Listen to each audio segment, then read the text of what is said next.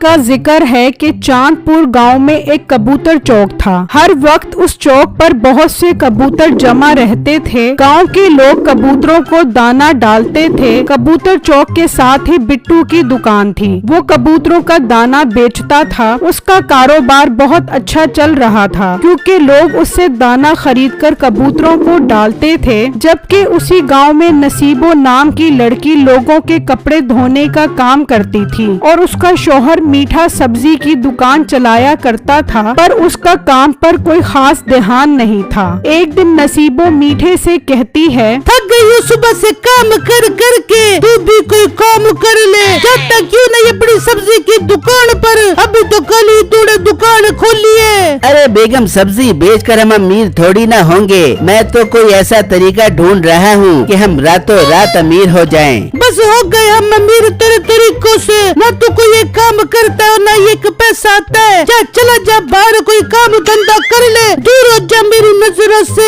बेगम गुस्सा न कर, जा रहा हूँ जा रहा हूँ। मीठा बाहर चला जाता है। सारा गांव घूमकर आकर वो कबूतर चौक पर बैठ जाता है। लोग बिट्टू से दाना खरीद रहे होते हैं और कुछ लोग कबूतरों को दाना डाल रहे होते हैं। ये बिट्टू भी कितना खुश नसीब है, कितना अच्छा कारोबार चल रहा है इसका। उफ, ये कबूतरों को खाता देखकर तो मुझे भी भूख लग गई है। मीठा एक फल की रेडी पर आता है। और वीरा, एक केला कितने का है? 200 रुपए दर्जन है। दर्जन नहीं पूछ रहा, एक केला कितने का है? एक केले का क्या करोगे भाई? ये तेरा मसला नहीं है, तू बता कितने का है? एक केला 10 रुपए का है भाई। 6 रुपए का एक केला दे दे। अरे भाई कहाँ से आए हो? 6 रुपए का तो सिर्फ इसका छिलका ही है। चल फिर 4 रुपए ले ले और बगैर छिलके के केला दे दे। उफ यार, तू फ्री में ले ले, तेरी गुर्बत पर बहुत तरस आ रहा है मुझे। मीठा वहाँ से एक केला लेकर चला जाता है और कबूतर चौक पर बैठकर खाने लगता है। मुझे आइडिया आ गया मुझे आइडिया। मीठा जल्दी से अपने दोस्त कम्मू के पास जाता है।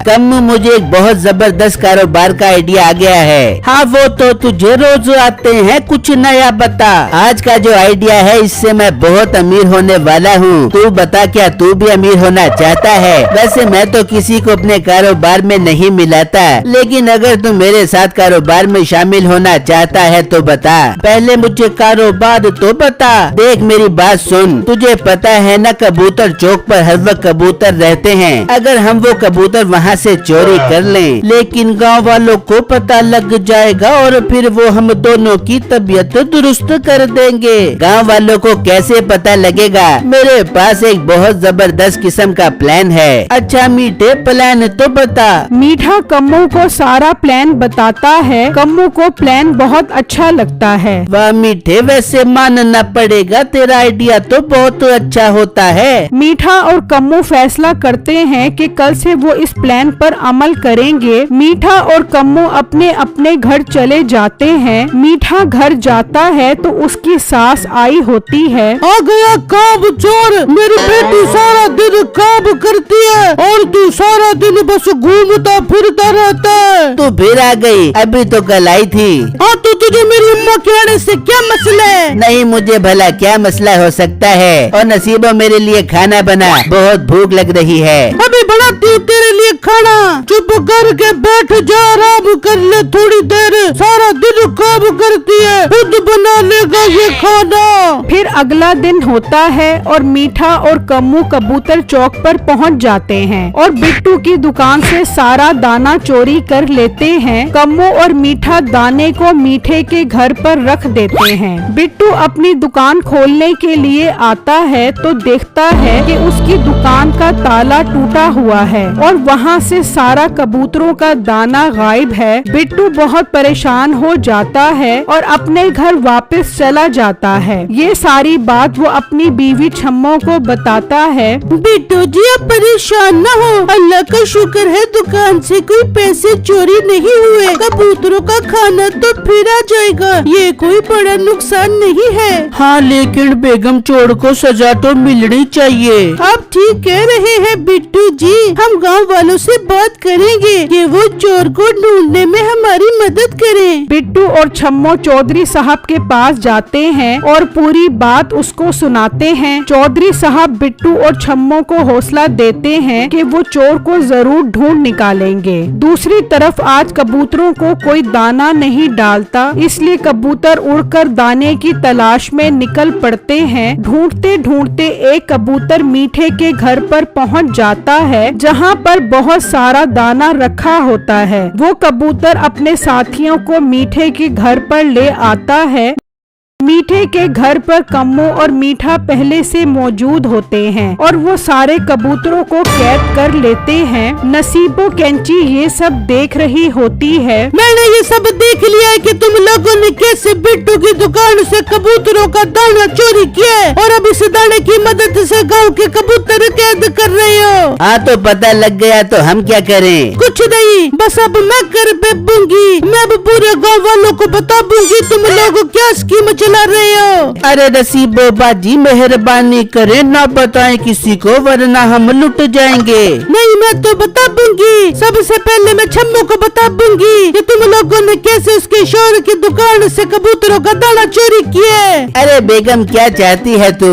अगर तुम लोग मुझे अंदर से आधा मुनाफा दे दो तो फिर मैं नहीं बता दूंगी। अरे बेगम तेरे पैसे मेरे पैसे, मेरे पैसे तेरे पैसे, फिर किस बात की फिक्र है तुझे? जब तक तू फिक्र की तो बात है, जल्दी बता डील डन है कि नहीं वरना मैं जाबू छम्मो को बताने। अच्छा बेगम एक शर्त पर, पैसे हम 3 हिस्सों में तकसीम करेंगे अगर तू हमारा साथ देगी तो। ठीक है, मैं तेरा साथ दे दूंगी, बता क्या करना है। मीठा नसीबो कैंची को पूरा प्लान समझाता है। कुछ दिन बीत जाते हैं, कबूतर चौक बिल्कुल खाली हो जाता है। गांव के लोग उदास हो जाते हैं। मुझे लगता है हमने एक दिन कबूतरों को दाना नहीं डाला, इसलिए वो हमसे नाराज हो गए हैं। मुझे भी ऐसा लगता है कि इन्होंने किसी और गांव में अपना ठिकाना बना लिया है और मेरा कारोबार भी बंद हो गया है। मैं तो बहुत परेशान हूँ। अरे परेशान ना हो बिट्टू, अब क्या ही कर सकते हैं। सच्ची बात है, परेशानी तो किसी मसले का भी हल नहीं है, लेकिन कारोबार खत्म होने का बहुत दुख है मुझे। अब और दाना लाने का फायदा नहीं है जब कोई कबूतर ही नहीं रहा। सच्ची बात कह रहे हो बिट्टू, मुझे तो लगता है अब तुझे कोई और काम शुरू कर लेना चाहिए। एक दिन मीठा भेष बदल लेता है और बाबा जी का भेष बना लेता है। मीठा एक पिंजरे में कबूतर बंद करके गांव में निकल पड़ता है।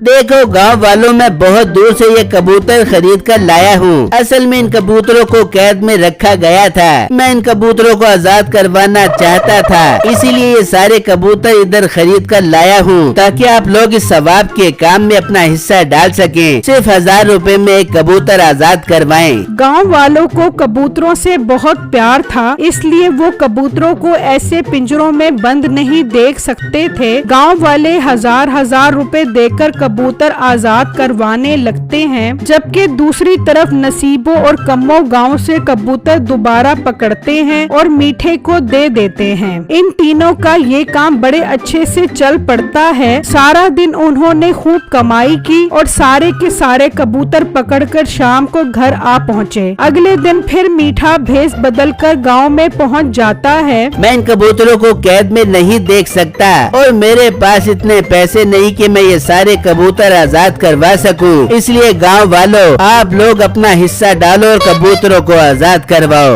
अरे भाई, हमने कल ही तो सारे कबूतर आजाद करवाए थे, तुम आज फिर ये कबूतर लेकर आ गए हो। बच्चे, ये कबूतर मैं कहीं और से लाया हूँ, मैं इनको कैद में नहीं देख सकता था, इसलिए इन्हें लेकर आया हूँ। आपके 1000 रुपए से किसी को आजादी मिल रही है और आपको क्या चाहिए? वो तो ठीक है, पर कुछ नहीं बच्चे, जितनी जल्दी हो सकता है इनको आजाद करवाओ और इनकी दुआएं लो। ये बेजुबान है, इनकी दुआ बहुत जल्दी असर करेगी। जी बाबा जी, ये कबूतर मेरी तरफ से भी आजाद कर दे। मीठा एक कबूतर निकालता है। ये ले बच्चा, ये कबूतर तू अपने हाथ से आजाद कर, देखना तेरी सारी दुआएं कबूल होंगी। बिट्टू कबूतर आजाद कर देता है। नसीबो कैंची और कम्मो अपने काम पर लग जाते हैं। वो रहा कबूतर, कम्मू से पकड़। नसीबो कैंची पकड़ने ही लगती है कि वो कबूतर उड़कर थोड़ा सा आगे चला जाता है। कम्मू ये देखकर हंसने लगता है। हंसना कबूतर पकड़। फिर कम्मू जाता है और आखिरकार वो कबूतर पकड़ ही लेता है। दूसरी तरफ मीठा आवाज लगा रहा होता है, आजाद करवाओ इन मासूम परिंदों को और नेकी के काम में शामिल हो जाओ। आजाद करवाओ इन परिंदों को और दुआएं पाओ। इतनी ही देर में बिट्टू अपनी माँ के साथ वहाँ से गुजर रहा होता है। बेटा ये कबूतर आजाद करवा दे, बहुत सवाब मिलेगा। दुआएं देंगे ये तुझे और मुझे भी। माँ जी मैं कबूतर पहले ही आजाद करवा चुका हूँ। अम्मा ये कबूतर आजाद करवाओ, ये बहुत दुआएं देगा तुझे, नहीं तो इसकी बद्दुआ लगेगी। अरे बिट्टू बेटा, हमें इन कबूतरों की मदद जरूर करनी चाहिए। जी माँ जी मैं करवा देता हूँ एक और कबूतर आजाद। बिट्टू मीठे को 1000 रुपए देता है और एक और कबूतर आजाद करवा देता है। लगता है दुनिया के सारे कबूतर मुझे ही आजाद करवाने हैं। फिर बिट्टू और उसकी माँ वहाँ से चले जाते हैं। अरे आज तो बहुत अच्छी कमाई हो रही है। इतनी देर में चौधरी साहब वहाँ पर आ जाते हैं। अरे बाबा जी अगर आपको इन कबूतरों का इतना ही एहसास है तो खुद आजाद क्यों नहीं करवा देते। अरे बच्चा मैं क्या करूं, मेरे पास इतने पैसे नहीं है कि मैं कबूतर खरीद कर आजाद करवा सकूं। मैं बहुत गरीब हूं, लेकिन मेरा दिल बहुत नरम है, इसीलिए मैं आप लोगों की मदद से सारे कबूतर आजाद करवाना चाहता हूं, ताकि वो भी खुली फिजा में सांस ले सकें और आपको और मुझे दुआएं दे सकें। क्या बात की है आपने बाबा जी, आपकी बात ने तो मेरा दिल जीत लिया। एक काम करे, मेरी तरफ से सारे कबूतर आजाद कर दे। हैं? सारे कबूतर? जी बाबा जी सारे कबूतर। जी अच्छा मैं ये सारे कबूतर आजाद कर देता हूँ, लाओ 2 पैसे। हाँ दूंगा ना पैसे, पहले तुम आजाद करो। मीठा वो सारे कबूतर आजाद कर देता है, जबकि नसीबो कैंची और कम्मू जो कबूतर पकड़ रहे थे अचानक इतने कबूतर देखकर परेशान हो जाते हैं। वो दोनों कबूतरों के पीछे भागने लगते हैं। भागते भागते वो कबूतरों के पिंजरे के पास आ पहुँचते हैं।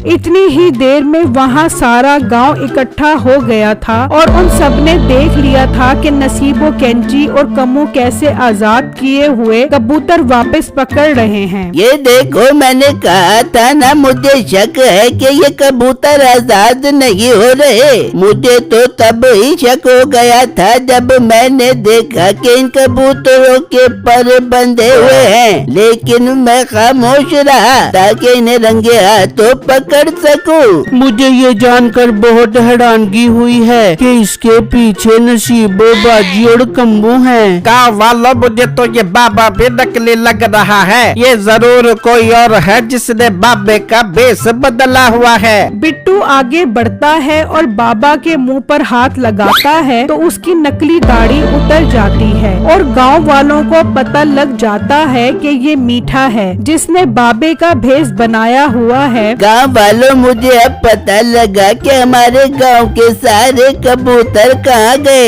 ये सारे कबूतर जो हम आजाद करवा रहे हैं ये हमारे गांव के ही कबूतर हैं। मीठा ये कबूतर चोरी कर रहा था। इन तीनों को सख्त से सख्त सजा मिलनी चाहिए, जिन्होंने न सिर्फ गाँव वालों के कबूतर चोरी किए बल्कि इन्हें कैद करके इनके पर भी बांध कर इन्हें नुकसान पहुँचाया। बिल्कुल ठीक है। गाँव वालों अब आप भी फैसला करो कि इन तीनों को क्या सजा होनी चाहिए। मुझे लगता है तीनों को ये सजा मिलनी चाहिए कि ये लोग अब इन सारे कबूतरों को पूरे साल के लिए दाना डालेंगे, वो भी अपने पैसों से। पूरे गांव वाले इसकी बात मान जाते हैं और उन तीनों को ये सजा सुना देते हैं। गांव वाले अपने सारे पैसे भी मीठे से वापस ले लेते हैं। उसके बाद सारे गांव वाले अपने अपने घरों को जाने लगते हैं और बिट्टू और छम्मो भी अपने घर वापस आ जाते हैं। बिट्टू जी आपसे एक बात कहूँ? जी बेगम कहो। मुझे तो लगता है हमारी दुकान से जो कबूतरों का खाना चोरी हुआ था वो भी लगता है मीठे भाई ने ही चोरी किया था। लगता तो मुझे भी ऐसा ही है, पर हमारी बात पर सब क्यों यकीन करेंगे? हमारे पास तो कोई सबूत नहीं है। हाँ, हमें कोई सबूत ढूंढना पड़ेगा। अगले दिन छम्मो कपड़े धुलवाने नसीबो कैंची के घर जाती है और बहाने से उसके कमरे में जाती है और देखती है कि वहाँ पर बहुत सारा कबूतरों का दाना बोरियों में बंद पड़ा होता है। वो ये सब जाकर बिट्टू को बताती है और बिट्टू पूरे गांव वालों को लेकर मीठे और नसीबो कैंची के घर पहुँच जाता है। मुझे पहले ही समझ जाना चाहिए था कि ये चोरी भी मीठे ने ही की होगी। अब मीठे को बिल्कुल माफी नहीं मिलनी चाहिए। गांव वालों मेरी बात सुनो, मुझे तो पकड़ ही रहे हो, लेकिन इस नसीबो कैंची को भी जरूर पकड़ना। और हाँ, कम्मू मेरे साथ बराबर का शामिल है। टेंशन ना लो, इस दफा तुम तीनों ही पकड़े जाओगे। पुलिस आ जाती है और वो उन तीनों को पकड़ लेती है और वो उनको जेल में बंद कर देते हैं, जबकि बिट्टू का काम फिर से चलने लग जाता है।